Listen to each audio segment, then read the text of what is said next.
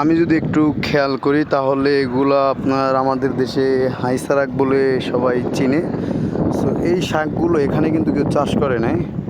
আমি যদি একটু দেখাই পুরো মানে এখান থেকে প্রায় কি বলে মিটার যদি বলা হয় তাহলে 100-150 মিটার পর্যন্ত মানে এরকম জাস্ট এরকম দানের মতো মানে নিজ ইচ্ছায় আল্লাহর কুদরতিভাবে হয়েছে।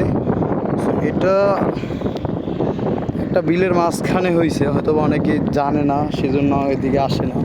বাট আমি এদিক থেকে যাইতে সময় মানে আসার সময় দেখতেছি যে এরকম শাক যেগুলো সচরাচর আমরা শহরেও দেখি না এরকম শাক। তো কি বলবো, এই যে কি সুন্দর শাক, এই শাকগুলো আসলেই আমার খুব প্রিয়, বাজি করে খাবার জন্য অনেক প্রিয়।